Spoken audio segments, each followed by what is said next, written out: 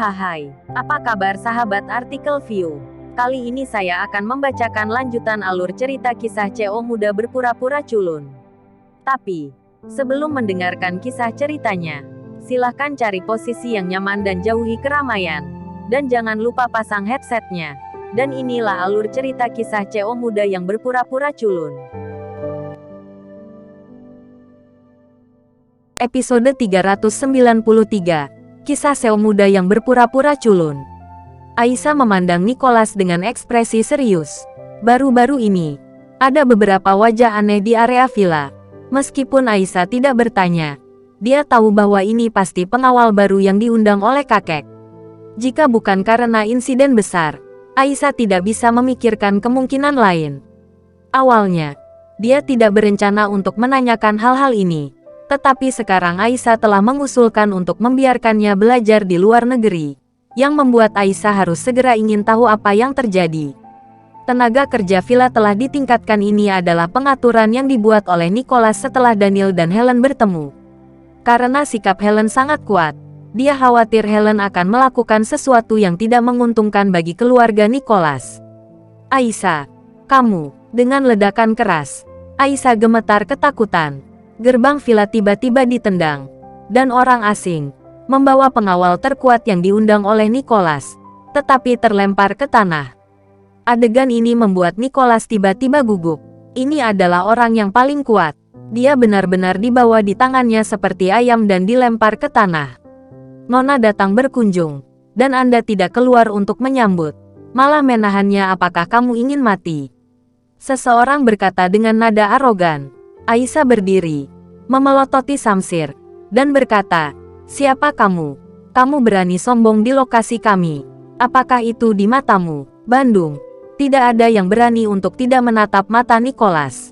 Pada saat ini, Nicholas berdiri, melindungi Aisyah di belakangnya, dan bertanya, "Siapa kamu?"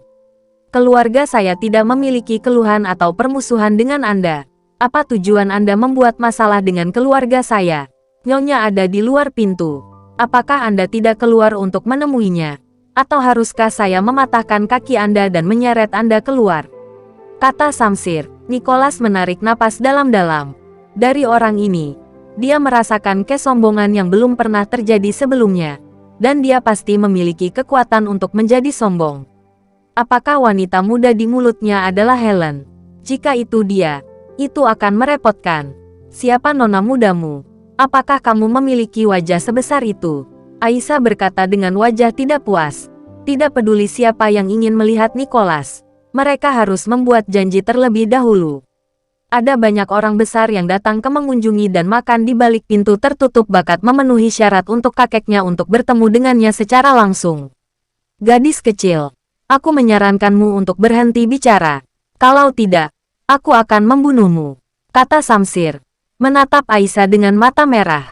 Aisyah dikejutkan oleh mata Samsir. Seolah-olah dia benar-benar tahu cara membunuh. "Kakek, apakah kamu ingin memanggil Ariel?"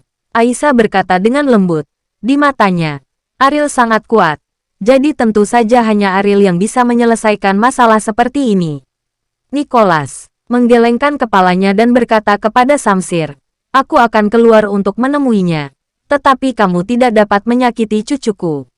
Samsir tersenyum ringan dan berkata, "Jika membunuh dia, itu hanya mengotori tanganku." Nicholas berjalan keluar dari area villa dan melihat Helen, yang membuatnya merasa kedinginan. Wanita ini datang ke pintu dengan sangat kuat.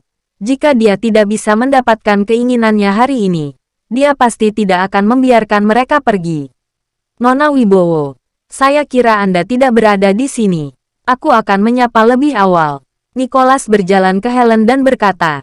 Helen tampak menyendiri dan tidak menatap langsung ke Nicholas. Dan berkata dengan ringan, "Keluarga Nicholas adalah keluarga pertama di Bandung. Keluarga kamu tidak kecil. Tidak mudah ingin melihatmu. Keluarga Wibowo kamu ingin melihat saya. Bagaimana saya bisa menghindar?" Nicholas baru saja menyelesaikan kata-katanya. Tiba-tiba, merasakan gaya gravitasi menghantam kakinya. Karena kekuatan yang berlebihan, kakinya tertekuk tanpa sadar. Ledakan. Nicholas sebenarnya berlutut di depan Helen untuk berbicara dengan Nona.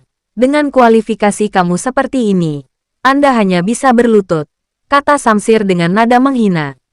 Kakek, seru Aisyah dan ingin membantu Nicholas. Dalam pikiran Aisyah, Nicholas seperti pahlawan. Bagaimana dia bisa berlutut? Dan itu adalah seorang gadis yang tidak beberapa tahun lebih tua darinya. Renata berjalan ke Aisyah, menarik rambut Aisyah, menyeretnya pergi, dan memarahinya. Jika kakekmu mengenal satu sama lain, dia tidak perlu mengambil langkah yang buruk. Saya menyarankanmu untuk keluar dengan cepat, jika tidak, kamu berlutut bersamanya. Siapa Aisyah? Dia adalah putri dari keluarga Nicholas, dan dia tidak pernah dipukuli sejak dia masih kecil. Rasa sakit yang membakar di wajahnya membuat Aisyah kehilangan akal sehatnya dan berkelahi dengan Renata. Tapi bagaimana metodenya bisa dibandingkan dengan Renata? Meskipun Renata hanya seorang pembantu, dia juga telah berlatih taekwondo. Dia menendang perut Aisyah, dan pukulan tanpa ampun mengenai wajah Aisyah lagi. Melihat adegan ini, Nicholas sangat marah dan bersiap untuk berdiri. Tapi sebuah tangan di bahunya menekannya dengan kuat, membuatnya tidak bisa melawan. Jangan bergerak, atau aku akan membunuhmu, kata Samsir dingin. Nona Wibowo, cucuku tidak tahu apa-apa. Tolong lepaskan dia, Nicholas berkata kepada Helen, seolah menonton pertunjukan yang bagus. Helen tersenyum dan berkata kepada Renata, gadis kecil bodoh seperti ini harus diberi pelajaran. Jangan berhenti, teruskan. Mendengar ini, hati Nicholas sakit seperti diiris pisau. Aisyah adalah cucu kesayangannya, dan dia enggan mengatakan kata-kata berat. Tetapi sekarang dia hanya bisa melihat Aisyah dihajar. Nona Helen, tolong, biarkan cucuku pergi. Nicholas kembali memohon, karena kamu memohon padaku. Kamu seharusnya tidak berlebihan, bukan begitu? Helen tersenyum. Nicholas tercengang ketika mendengar kata-kata itu, dan pinggangnya perlahan menekuk. Kakek, jangan. Aisyah meraung serak ketika dia melihat Nicholas akan berlutut. Nicholas membungkuk sampai akhir, dengan dahinya di tanah, dan berkata, Nona Helen, apakah sekarang baik-baik saja? Meskipun Anda memohon kepada saya tidak berjanji bahwa saya akan membiarkannya pergi dengan sopan, harus mendapatkan pelajaran yang mendalam. Anda tidak bisa mendisiplinkan orang.